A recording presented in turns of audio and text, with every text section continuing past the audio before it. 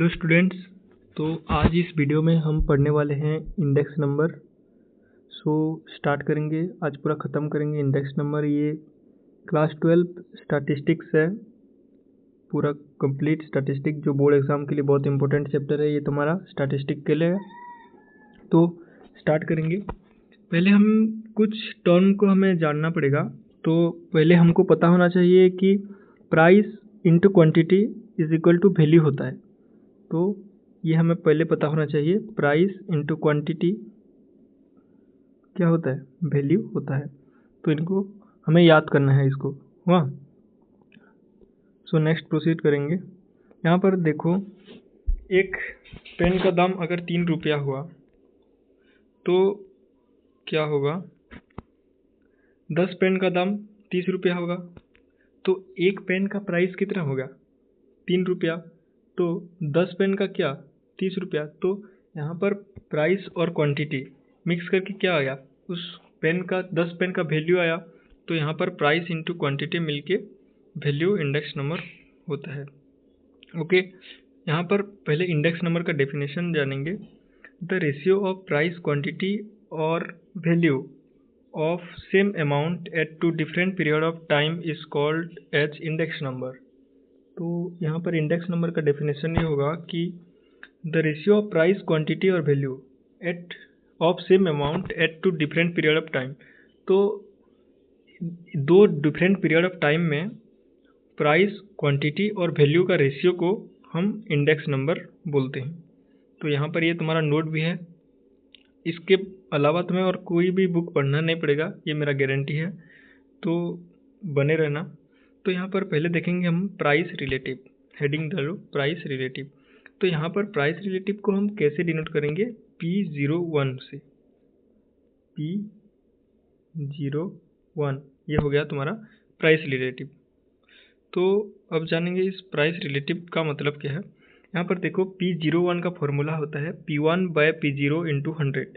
तो यहाँ पर 0 है बेस पीरियड तुम्हारा और 1 है करंट पीरियड। तो यहाँ पर प्राइस रिलेटिव को हम अपने हिसाब से डेफिनेशन से क्या लिख सकते हैं, it is the ratio between, यहाँ पर P1 का क्या है, करंट पीरियड।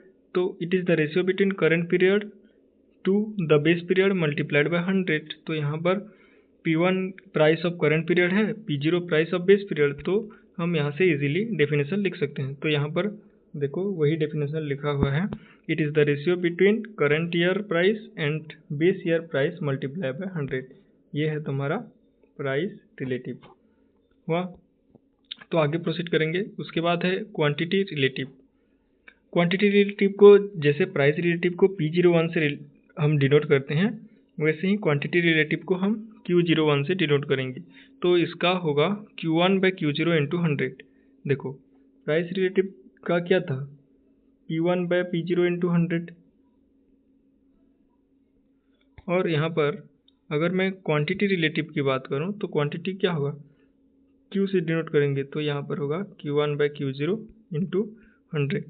तो यहाँ पर Q1 क्या हुआ, क्वांटिटी ऑफ करंट ईयर, और Q0 क्या हुआ, quantity of current base year. So यहाँ पर हम क्या लिख सकते हैं, it is the ratio between current year quantity to the base period to the current year quantity to the base year quantity multiplied by 100। तो ये होगा तुम्हारा क्वांटिटी रिलेटिव का डेफिनेशन। तो उसके बाद हम देखेंगे वैल्यू रिलेटिव। तो जैसे प्राइस रिलेटिव का P01 हुआ, क्वांटिटी रिलेटिव का Q01 हुआ, तो वैसे ही वैल्यू रिलेटिव का V01 होगा। तो इसको क्या लिखेंगे, V1/V0 मल्टीप्लाइड बाय 100। तो V1 क्या होगा, वो होगा value of obviously current period, और V0 क्या होगा, वैल्यू ऑफ बेस पीरियड। तो it is the ratio between current year value and base year value multiplied by 100। Okay, तो यहाँ पर लिख सकते हो आप वैल्यू का मतलब क्या है, प्राइस इंटू क्वांटिटी। तो यहाँ पर हम V1 को क्या लिख सकते हैं, यहाँ पर हम V1 को P1 इंटू Q1 लिख सकते हैं, क्योंकि value is equal to price into quantity है। ओके, तो यहाँ पर हम ऐसे लिख सकते हैं कि V01 का वैल्यू क्या होगा, V1 bye V0 into 100, V1 को हम क्या लिख सकते हैं, P1 इंटू Q1, और V0 को P0 into Q0 multiplied by 100। तो यहाँ पर इसको हम लिख सकते हैं, it is the ratio between current year value and base year value multiplied by 100। ये हो गया तुम्हारा। अब क्वांटिटी रिलेटिव पढ़ लिया हमने, प्राइस रिलेटिव पढ़ लिया और वैल्यू रिलेटिव। उसके बाद हम हेडिंग पढ़ेंगे बेस पीरियड। तो ये तुम्हारा बोर्ड एग्ज़ाम में ये 3 मार्क का क्वेश्चन आता है। ओके, बेस ईयर के डेफिनेशन लिखो या बेस पीरियड क्या है। तो हम यहाँ पर लिखेंगे, it is the period from which the comparison start. Base period मतलब क्या, सबसे पहला पीरियड जहाँ से हम कंपैरिजन को स्टार्ट करेंगे। तो it is the period from which the comparison start, है ना। यहाँ पर उसके बाद लिखेंगे there are 3 types of base period. हम उसके बाद नोट में लिखेंगे देयर आर बेस पीरियड कितने प्रकार के हैं, 3 प्रकार के हैं। तो पहला है फिक्स्ड बेस सिंगल पीरियड, दूसरा है फिक्स्ड बेस एवरेज पीरियड, और तीसरा है चेन बेस। तो हम पहले पढ़ेंगे फिक्स्ड बेस सिंगल पीरियड क्या है। Okay, it is the if a particular period satisfy the following condition then it is selected for fixed base single period. तो अगर कोई पर्टिकुलर पीरियड अगर इन सभी कंडीशन को सेटिस्फाई करेगा, यहाँ पर 3 कंडीशन है, तो उसको हम कहेंगे फिक्स्ड बेस सिंगल पीरियड। तो वो कंडीशन क्या है, base period must be a normal period. तो बेस पीरियड एक नॉर्मल पीरियड होना चाहिए, पहला कंडीशन। दूसरा कंडीशन, एक्चुअल डाटा और are available on that period. Actual data को हम क्या बोलते हैं, ऑथेंटिक डाटा में भी बोल सकते हैं यहाँ पर। तो यहाँ पर लिख सकते हो तुम, एक्चुअल डाटा और authentic data are available on that period. Third, it should must be too distance from current period. तो it should not be too distance from current period. तो पहला कंडीशन होगा बेस पीरियड एक normal period होना चाहिए। दूसरा, actual data और authentic data वहाँ पर अवेलेबल होना चाहिए। तीसरा, वो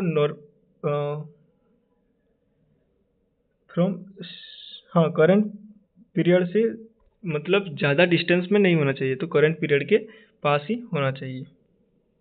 उसके बाद देखेंगे फिक्स्ड बेस एवरेज पीरियड। अगर फिक्स्ड बेस कोई period fixed base single period नहीं है तो उसको हम बोलेंगे fixed base average period. If any of the condition is not be satisfied by any period then average of all the period will be a better base. Sorry, मैंने पहले गलत कहा।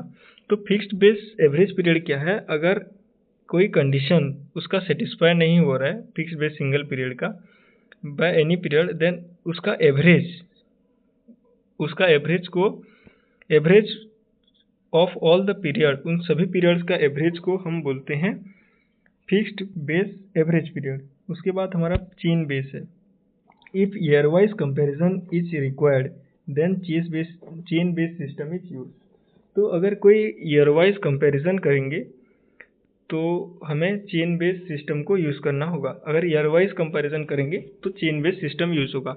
अगर कोई condition of fixed base single period satisfy नहीं होगा तो उसको फिक्स्ड बेस एवरेज पीरियड, और उन सभी पीरियड का एवरेज जब निकालेंगे तो उसको बोलेंगे फिक्स्ड बेस एवरेज पीरियड। और फिक्स्ड बेस सिंगल पीरियड का क्या है, उनका 3 कंडीशन है, एक्चुअल डाटा और authentic data should be available on that period, base period must be a normal period, और it should not be too distance from the current period. ये सब याद होगा। तो यहाँ पर एक एग्जाम्पल दिया हुआ है, ये तुम देख लेना कैसे P1 बाई P0 करके हम निकालते हैं।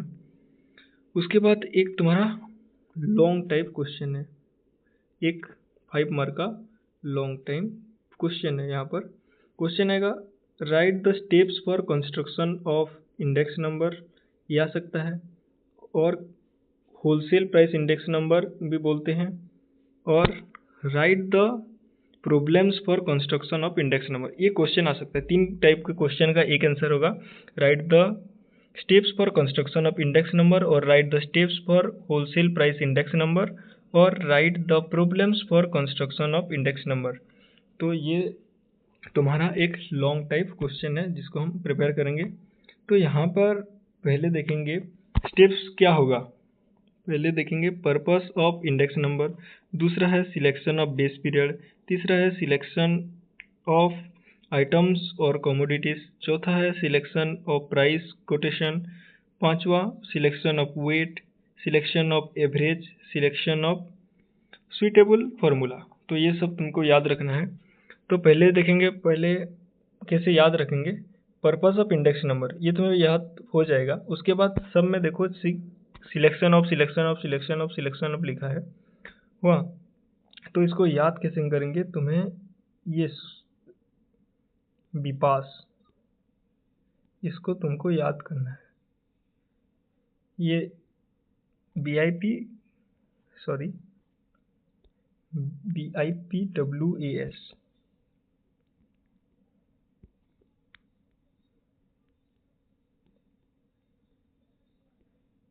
पहले तुम्हें लिखना है पर्पस ऑफ इंडेक्स नंबर, पहला स्टेप। दूसरा स्टेप इसमें मैं समझाता हूँ। ये बी का मतलब है सिलेक्शन ऑफ बेस लिखोगे।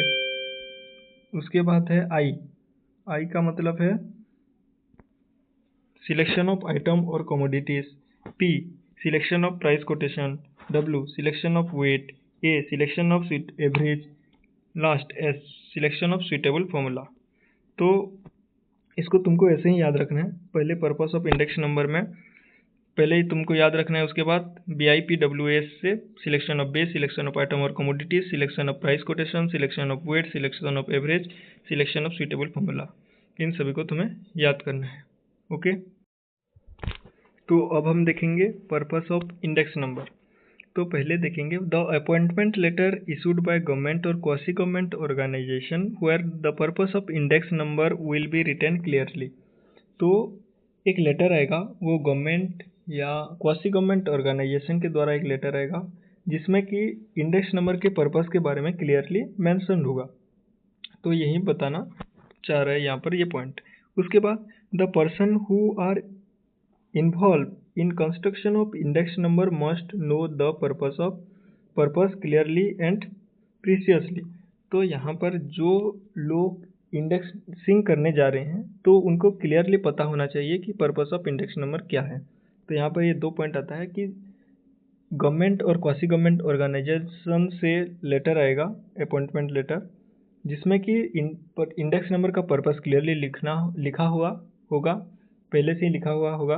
उसके बाद दूसरा पॉइंट आता है कि जो पर्सन इन्वॉल्व होंगे इंडेक्स नंबर, जो इंडेक्सिंग करने जा रहे हैं, उनको भी मतलब पूरा समझाया जाएगा कि क्या तुम्हें करना है और क्या नहीं करना है। उसके बाद सेकंड तुम्हारा है सिलेक्शन ऑफ बेस पीरियड। ये जो हमने लिखा था पहले पॉइंट में बेस पीरियड के, जो हमने पहले यहाँ पर देखो हमने लिखा था बेस पीरियड के डेफिनेशन में, यही सब तुमको फिर से यहाँ पर लिखना है। वही बेस पीरियड आर 3 टाइप्स, मतलब fix base, single period, chain base, fix base, average period, यही सभी पॉइंट को यहाँ पर तुमको मेंशन करना है। ओके, ये तुम कर पाओगे। उसके बाद यहाँ पर इस पॉइंट में तुमको वही सब लिखना है जो पहले वो बेस पीरियड में था, अप टू चेन बेस तक हो पाएगा। उसके बाद देखेंगे third point, selection of item और कमोडिटीज। ओके, यहाँ पर सिलेक्शन ऑफ आइटम्स को, यहाँ पर एटम्स हो गया, सॉरी, इसको आइटम्स कर दो।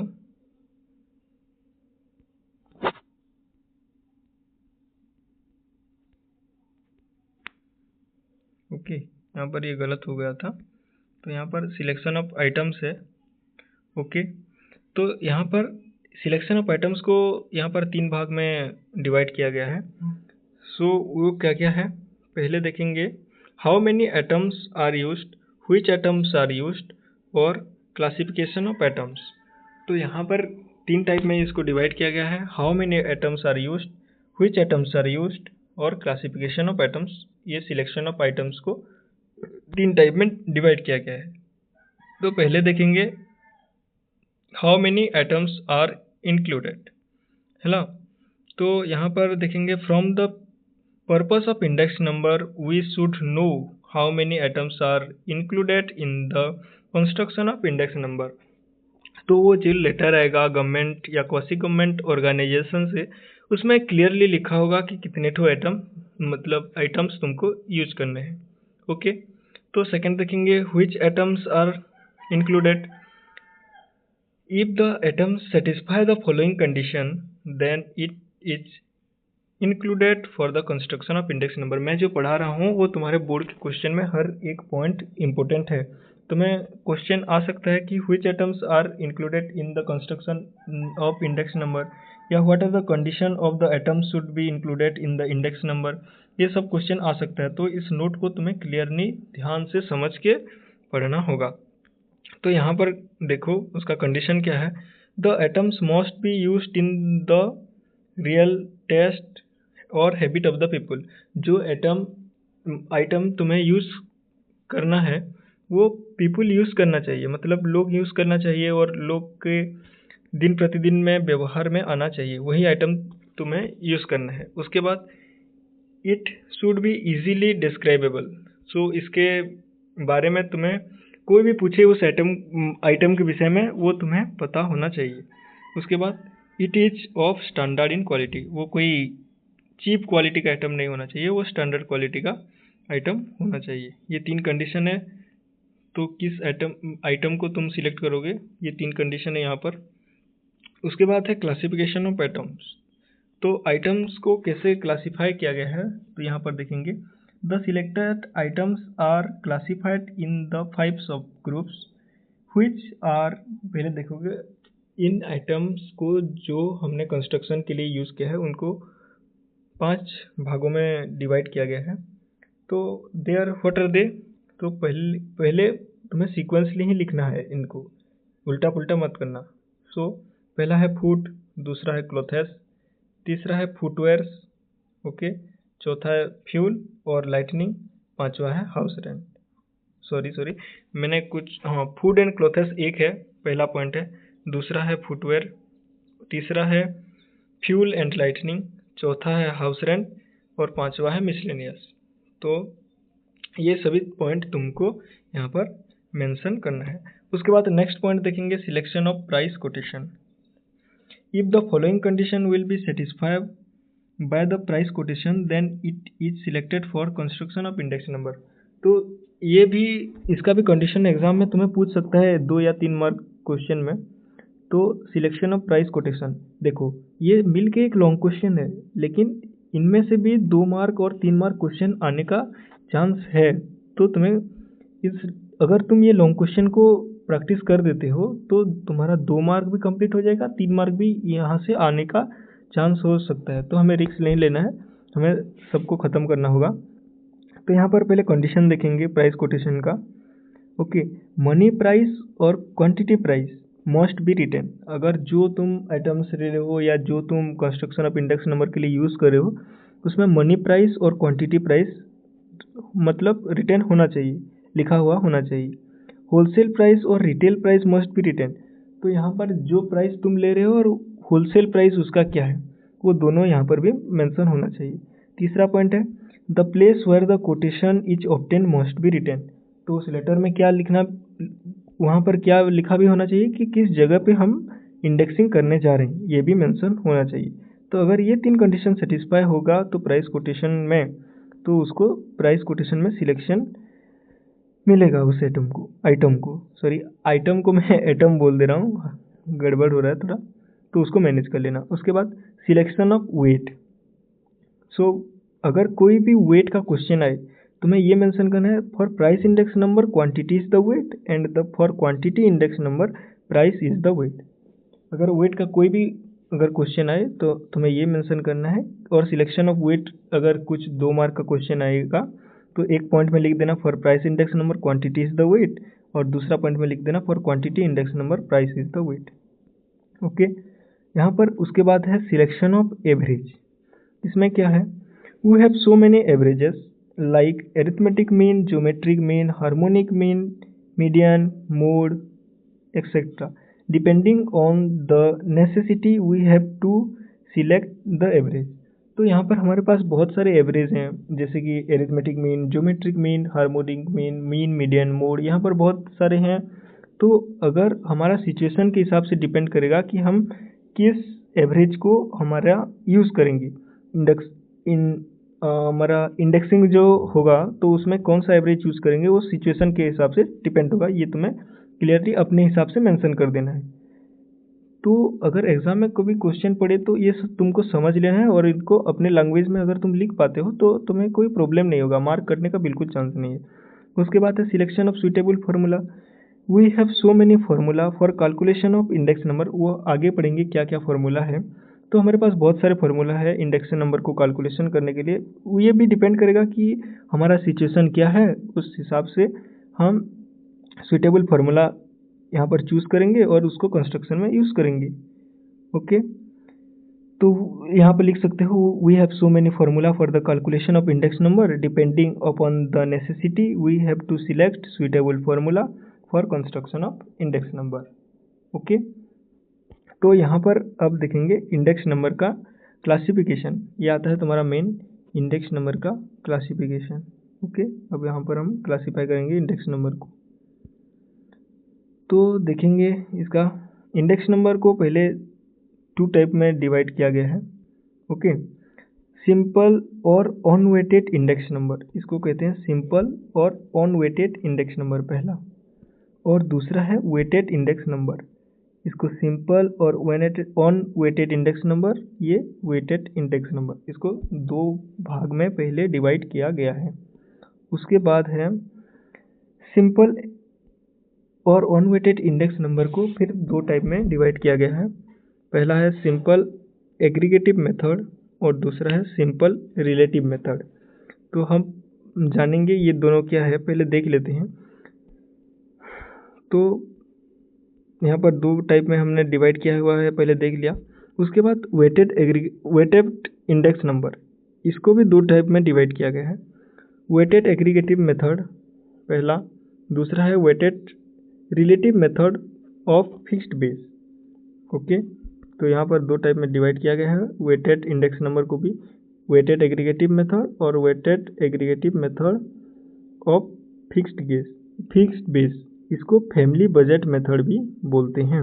Weighted aggregative method of weighted relative method को, इसको हम फैमिली बजट मेथड भी बोलते हैं। ओके, ये तुमको बहुत बहुत इम्पोर्टेंट है। ओके, वेटेड एग्रीगेटिव मेथड को हम क्या बोलते हैं, फैमिली बजट मेथड।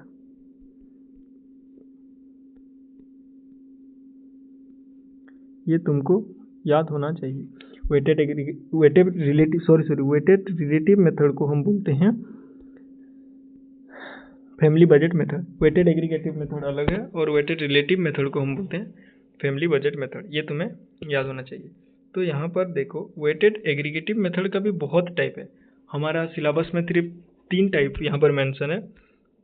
पहला लेस्पियर इंडेक्स नंबर, दूसरा है पासेस इंडेक्स नंबर, उसके बाद है फिशर्स इंडेक्स नंबर। यहाँ पर पासेस का स्पेलिंग यहाँ पर थोड़ा मिस्टेक है। पासेस का रियल स्पेलिंग है PAACHES।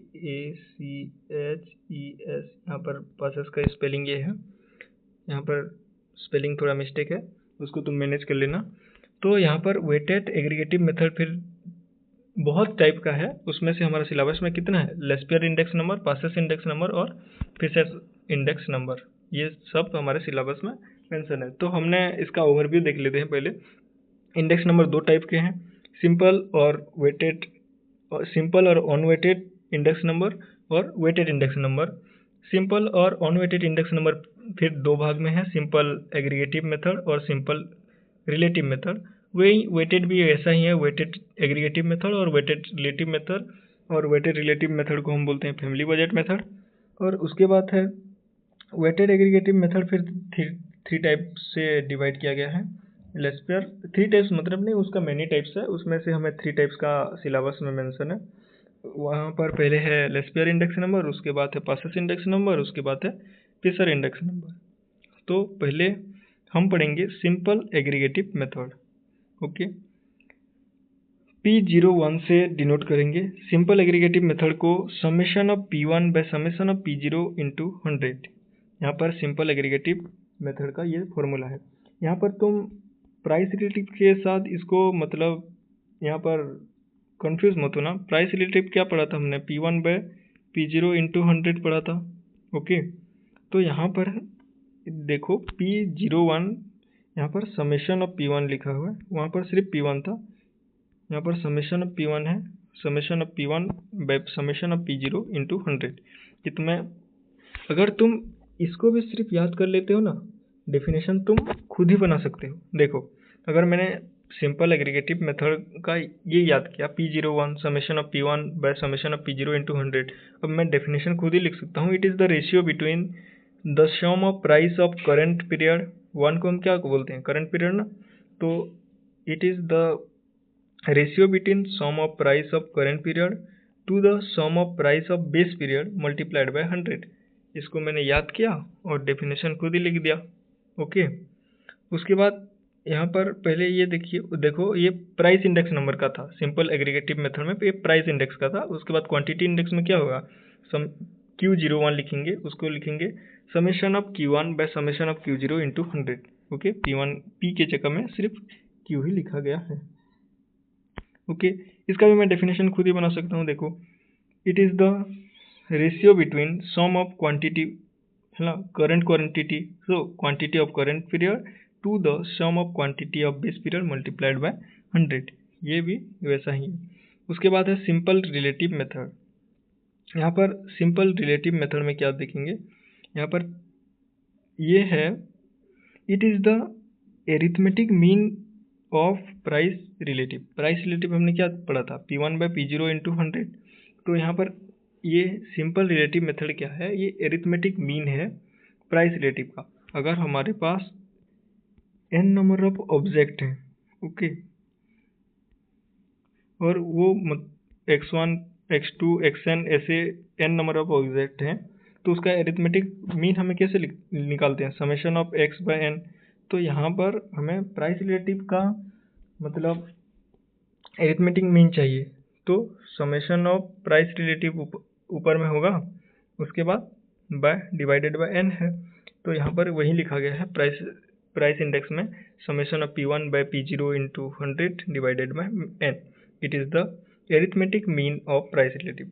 वही क्वांटिटी इंडेक्स नंबर भी ऐसा ही होगा, it is the arithmetic mean of quantity relative, जहाँ पर P01 की जगह पर Q01 होगा, summation of Q1 bye Q0 into 100। वही सिमिलर टाइप का है। ओके, उसके बाद हम पढ़ेंगे वेटेड एग्रीगेटिव और weighted aggregative method of fixed weight. तो यहाँ पर देखेंगे weighted aggregative method of fixed weight में क्या होगा।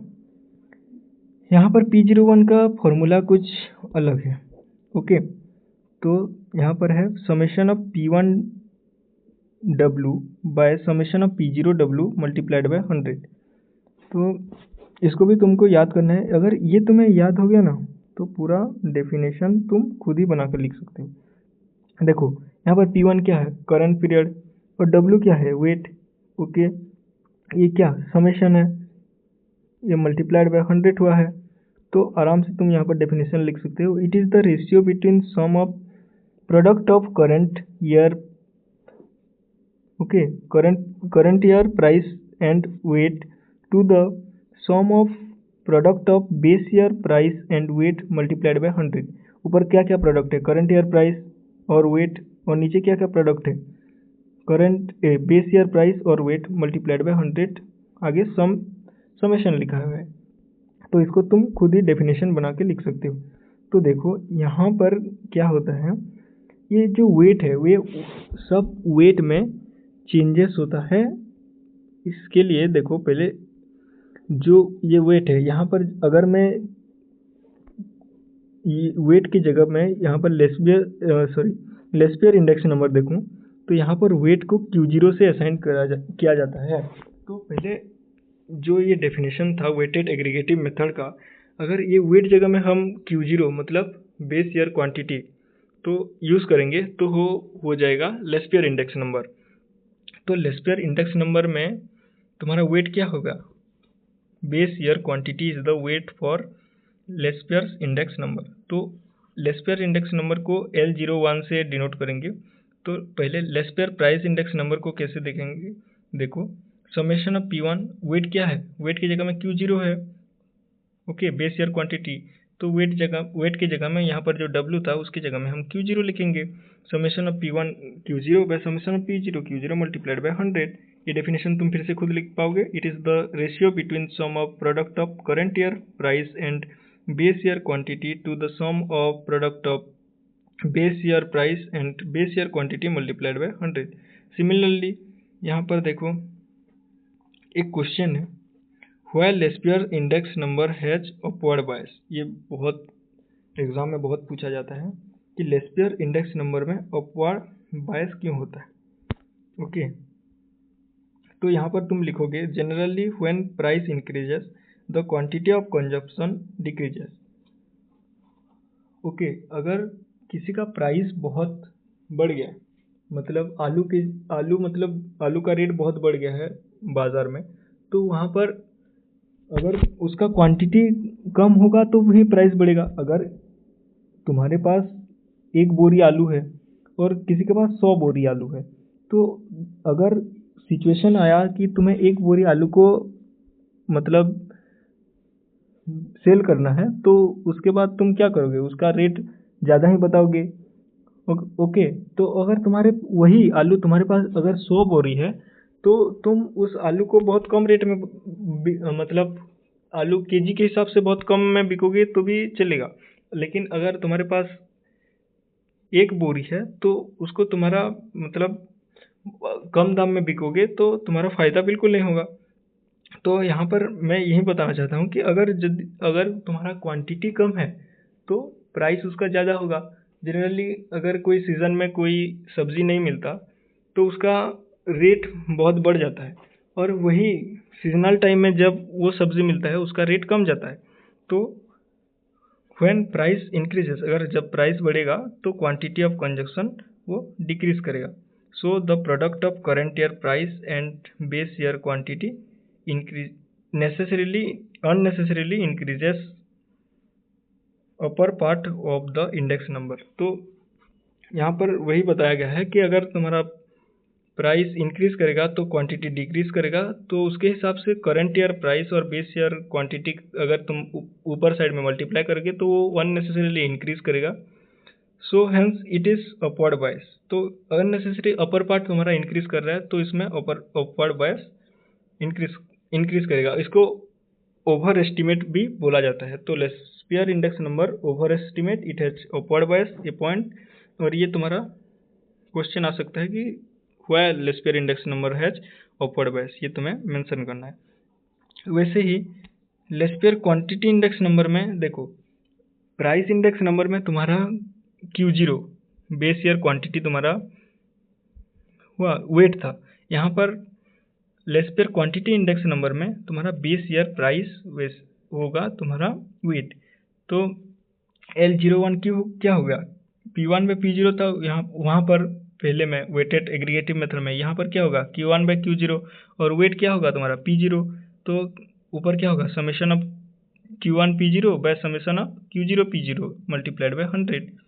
तो इसको भी तुम वैसे ही, ये अगर तुम्हें याद है ना डेफिनेशन तुम खुद ही बना पाओगे, ये अगर तुम्हें याद है तो। ओके, तो तुम यहाँ पर लिख सकते हो it is the ratio between sum of product of current year quantity and base year price to the sum of product of base year quantity and base year price multiplied by 100।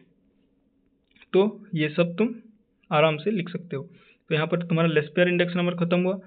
उसके बाद देखो तुम्हारा है passes index number. उसमें क्या था, Laspeyres index number में तुम्हारा करंट बेस ईयर क्वांटिटी तुम्हारा प्राइस इंडेक्स नंबर में, लेस्पियर प्राइस इंडेक्स नंबर में बेस ईयर क्वांटिटी तुम्हारा वेट था, और लेस्पियर क्वांटिटी इंडेक्स नंबर में बेस ईयर प्राइस तुम्हारा वेट था। पर यहाँ पर पासेस इंडेक्स नंबर में क्या है, तुम्हारा current year quantity price passes price index number में करंट ईयर तुम्हारा वेट, करंट ईयर क्वांटिटी तुम्हारा वेट है, और वैसे ही पासेस क्वांटिटी इंडेक्स नंबर में करंट ईयर प्राइस तुम्हारा वेट होगा। तो यहाँ पर भी डेफिनेशन तुम यहाँ पर लिख सकते हो P01 passes index number, P में इसको हम डिलीट करेंगे, summation of P1 by Q1 bye summation of P0 Q1 multiplied by 100। ये डेफिनेशन तुम वैसे हिसाब से लिख सकते हो, it is the ratio between sum of product of current year price and current year quantity to the sum of product of base year price and current year quantity multiplied by 100। ये definition तुम आराम से लिख पाओगे। उसके बाद यहाँ पर एक और क्वेश्चन आता है कि passes index number has downward bias. Okay, उसमें लेस्पेयर इंडेक्स नंबर में क्या था, अपवर्ड बायस, इसमें है डाउनवर्ड बायस। ये क्यों है? ओके, तो पहले हमें पता है generally when price increases the quantity of consumption decreases, ये मैंने बताया था। उसके बाद देखो लेस्पेयर में क्या होगा, ऊपर वाला जो प्रोडक्ट है वो अननेसेसरी इंक्रीज हो रहा है, तो यहाँ पर इसमें क्या हो रहा है, the product of base year price and current year quantity unnecessary decreases the lower part of the index number. तो जो उसमें था लेस्पेयर इंडेक्स नंबर में, उसमें उसका प्रोडक्ट अननेसेसरीली इंक्रीज कर रहा है अपवर्ड में, और यहाँ पर क्या, यहाँ पर इन दोनों का प्रोडक्ट बेस ईयर प्राइस और करेंट ईयर क्वांटिटी, इन दोनों का अननेसेसरीली प्रोडक्ट डिक्रीज कर रहे हैं, तो इसका क्या है, downward bias. So it has downward bias. Under estimate, उसको क्या, ओवर एस्टिमेट, इसको अंडर एस्टिमेट। सो ये हमने देख लिया उसका प्राइस इंडेक्स नंबर। अब क्वांटिटी इंडेक्स नंबर में क्या होगा, इसका वेट क्या होगा, P1 होगा। सिमिलरली उसमें क्वांटिटी इंडेक्स नंबर में प्राइस इंडेक्स नंबर में Q1 था, इसमें P1 होगा इसका वेट। तो P01Q equal to summation of Q1 P1 by summation of Q0 P1 multiplied by 100। Okay, ये तुम्हें कोई रटने का ज़रूरत नहीं है, तुम्हें पहले ये तुम्हें याद है, summation of P1W bye summation of P0W, ये तुम्हें याद है। तो यहाँ पर तुम वेट सिर्फ चेंज करते जाओगे, तो यहाँ पर तुम्हें लेस्पेयर और पासेस का आराम से याद हो जाएगा। ओके, यहाँ पर डेफिनेशन तुम देख सकते हो, it is the ratio between the sum of product of current year quantity and current year price to the sum of product of base year quantity and current year price multiplied by 100। ये तुम आराम से यहाँ पर definition के हिसाब से लिख सकते हो। और हमारा ये थर्ड टाइप है फिशर्स इंडेक्स नंबर। ओके, इसको देख सकते हैं यहाँ पर, इसको हम फिशर्स इंडेक्स नंबर को आइडियल इंडेक्स नंबर भी बोलते हैं। फिशर्स का पूरा नाम क्या था, इरविंग फीचर्स। ओके, तो यहाँ पर देख सकते हो, to counter balance the upward bias of Laspeyres index number and downward bias the Paasche's index number, Fisher's formulate and another index number formula which called Fisher's index number। तो यहाँ पर दो आए स्टैटिस्टिशियन, लेस्पेयर और passes. Laspeyres ने अपना index number दिया जिसमें अपवर्ड बायस आ रहा है और डाउनवर्ड बायस आ रहा है पासेस इंडेक्स नंबर में। ये सब देखा तीसरे बंदे फिशर्स ने, इरविन फिशर्स। उसने क्या किया, उसने देखा कि उसमें अपवर्ड बायस है, इसमें डाउनवर्ड बायस है, तो इसने खुद अपने हिसाब से एक फॉर्मूला मतलब जनरेट करना किया, उसको बोलते हैं फिशर्स इंडेक्स नंबर। उसने क्या कहा, देखो फिशर्स इंडेक्स नंबर क्या है, it is the geometric mean of Laspeyres index number and Paasche's index number. तो जो लेस्पेयर इंडेक्स नंबर है और पासेस इंडेक्स नंबर है, उसका ज्योमेट्रिक मीन को इसने डिफाइन कर दिया और ये बन गया फिशर्स इंडेक्स नंबर। तो यहाँ पर फिशर्स इंडेक्स नंबर को हम डिनोट करेंगे F01P, fishers price index number ये है, इसको F01P से हम डिनोट करेंगे। ओके, तो ये क्या है, geometric mean of Laspeyres index number and Paasche's index number. Okay, तो यहाँ पर लेस्पेयर इंडेक्स नंबर को L01P लिखा और पासेस प्राइस इंडेक्स नंबर को P01P लिखा। तो यहाँ पर अब फॉर्मूला पुट करेंगे। यहाँ पर देखो, यहाँ पर अगर रूट में पूरा, यहाँ पर भी एक 100 होगा, यहाँ पर भी एक 100 मल्टीप्लाई होता है, तो 100 यहाँ पर 100 को बाहर मैंने निकाल दिया। ओके, ये समझ में आया। यहाँ पर भी 100 होगा और यहाँ पर भी 100 था।